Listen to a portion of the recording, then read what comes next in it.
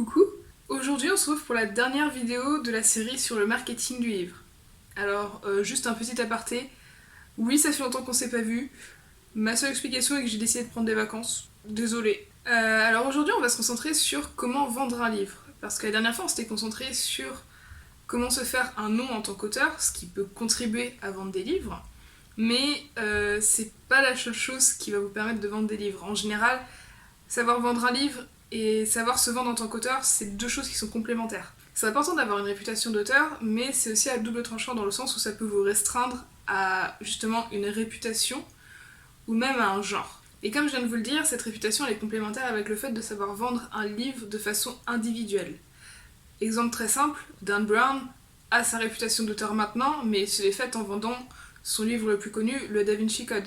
De façon plus générale, savoir vendre un livre, ça a une énorme importance quand on est auteur et qu'on débute, qu'on n'a pas justement encore cette réputation. Et pour moi, le marketing autour d'un livre, il est divisé en 3 temps. Le temps de l'avant, la mise à disposition du livre, le temps de la mise à disposition du livre et ce qu'on fait après cette fameuse mise à disposition. Donc pour moi déjà, l'avant, c'est n'importe quand, dans le sens où vous avez déjà une idée de ce qu'elle va être votre livre.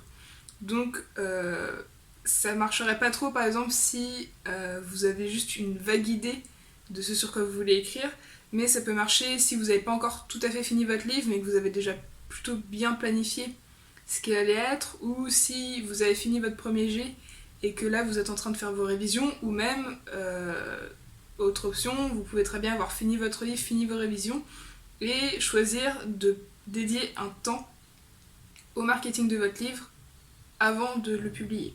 Et donc dans cet avant, ça va être un temps pour, entre guillemets, créer une attente chez le lecteur. Donc ça va passer par créer des plateformes comme vos plateformes d'auteur, mais dédiées spécifiquement au livre. Donc ça peut être des pages sur les réseaux sociaux, ça peut être un site internet, etc.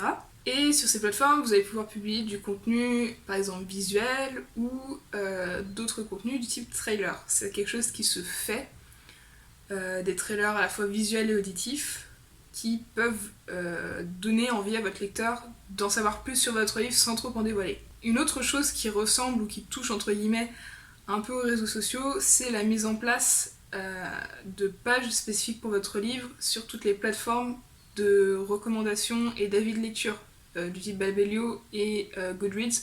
On en a déjà parlé la dernière fois, mais je voudrais vraiment insister sur ce point, c'est quelque chose qui est très important. Le fait que le livre ait déjà une réputation en ligne avant qu'il soit disponible pour tout le monde, c'est très très important. Mais cette réputation en ligne, elle va pas se faire toute seule. Elle va se faire notamment en envoyant des copies de votre livre en avance et en prenant contact notamment avec des influenceurs, blogueurs, etc. Mais aussi avec des libraires, indépendants ou non, en fonction de votre motivation à aller démarcher des gens. Et les libraires, ça va plus être pour avoir une plateforme de vente. Ils vont notamment lire votre livre et ensuite estimer s'il peut ou pas être présenté dans leur magasin, mais ils peuvent aussi le recommander à leurs clients. Et les influenceurs, vous connaissez très bien le fonctionnement, c'est vraiment le vendre à leur audience, à leurs abonnés. Et justement, ces libraires et ces blogueurs, ça va être eux, vu qu'ils ont reçu la copie de votre livre en avance, ça va être eux notamment qui vont contribuer à donner cette réputation en ligne sur leur livre, vu qu'ils ont tendance plutôt à générer des avis sur les plateformes de revue. Alors il y a un petit point que je voudrais aborder, qui est vraiment un point de détail, mais qui est important pour moi aussi. C'est la façon dont vous contactez justement ces fameux libraires et blogueurs et la façon justement dont vous leur fournissez votre livre. Il faut être au courant qu'un livre imprimé, même si c'est votre propre livre et donc que vous ne payez pas le prix grand public, ça a un coût quand même. Par exemple, mon exemplaire de review de Hot Summer Nights, il m'a coûté entre 5 et 6 euros. Donc si je veux l'envoyer à 10 libraires et à 10 influenceurs, ça va me coûter plus d'une centaine d'euros. Donc c'est un prix à prendre en compte en fonction de votre budget marketing. Ensuite, l'instant en lui-même de la mise en ligne ou de la mise à disposition de votre livre. C'est là où va se faire entre guillemets tout le référencement, le fait que votre livre va exister d'un point de vue strict. Donc le référencement, ça passe par la catégorisation de votre livre. Quel est son genre? Est-ce que c'est de la fiction? Est-ce que c'est de la non-fiction? Il va y avoir aussi toute la catégorisation, donc voilà, encore une fois, si c'est un roman historique qui se passe en Allemagne, Ça va pas forcément être dans la même catégorie que un manuel sur le fitness. Et cette catégorisation, elle va se faire aussi grâce à des mots-clés. Il va falloir que vous arriviez à définir des mots-clés pour votre livre. Ensuite, la couverture. La couverture fait partie intégrante du référencement. Quand vous scrollez sur Amazon, par exemple, vous allez vous arrêter parce que la couverture va vous intriguer. Et de façon générale, c'est souvent la même chose dans une librairie. À moins que vous ayez déjà un auteur que vous connaissez, vous allez vous arrêter en premier à cause de la couverture.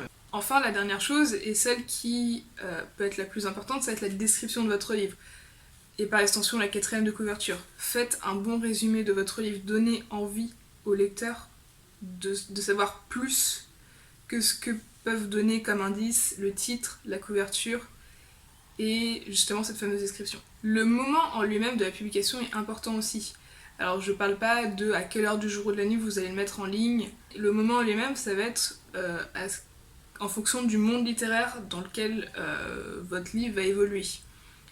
Par exemple, en France, on a une rentrée littéraire qui se trouve à peu près en septembre, mais on a aussi un gros moment au début de l'été où il va y avoir beaucoup de titres de littérature d'été justement qui vont sortir.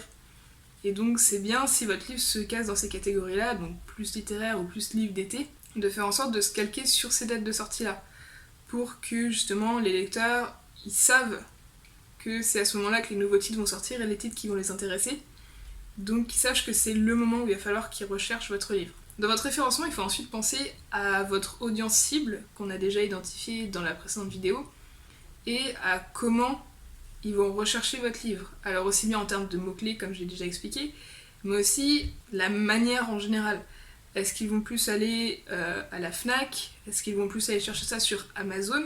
C'est pas forcément cohérent de mettre des publicités pour votre livre sur Facebook si votre audience type ne va pas du tout sur Facebook. Ensuite, le choix de la plateforme en elle-même où vous allez mettre en ligne votre livre est très important. Par exemple, si votre livre est plutôt francophone, l'intérêt de le mettre sur Barnes & Noble, qui est plutôt une plateforme anglophone, est moyen. Si vous voulez vendre purement un livre physique, c'est pareil, ça va être plus compliqué de le proposer sur Amazon, qui va plutôt se baser sur des ventes de e-book, même s'ils vendent des livres en physique aussi. Enfin, et là ça va être un point où je vais être assez flou, parce que c'est quelque chose que moi-même je ne maîtrise pas encore, ça va être la stratégie de prix de votre livre. Parce que oui, il y a une stratégie, vous pouvez pas juste mettre un prix comme ça à votre livre et espérer qu'il se vende.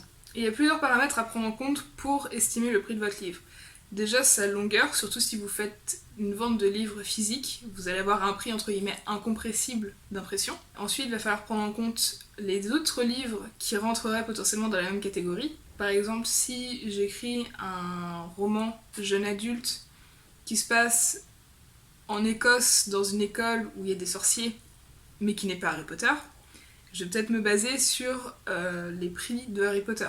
Et aussi voir si la catégorie de votre livre, c'est une catégorie à haute concurrence.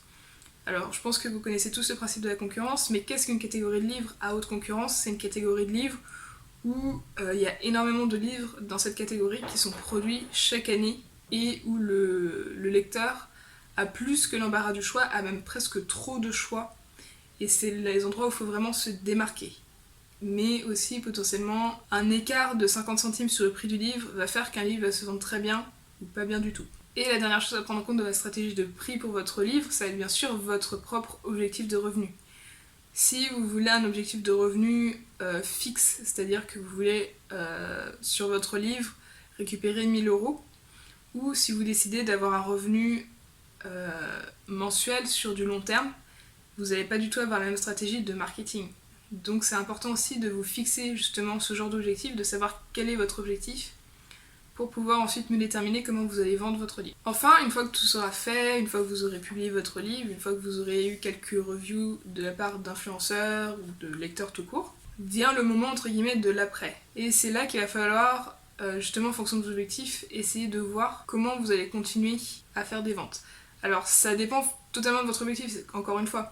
Si votre objectif c'est de faire 1000 € et que vous atteignez ces 1000 € en une semaine, vous pouvez vous arrêter là en termes de marketing, franchement. Mais la plupart du temps, les gens préfèrent avoir un revenu sur du long terme et donc des ventes entre guillemets récurrentes. Et donc sur l'après, il y a différentes stratégies qu'on peut adopter. D'abord, la stratégie principale, c'est de continuer d'interagir et de s'engager avec vos lecteurs à travers justement ces plateformes de réseaux sociaux que vous aurez mis en route avant la publication de votre livre.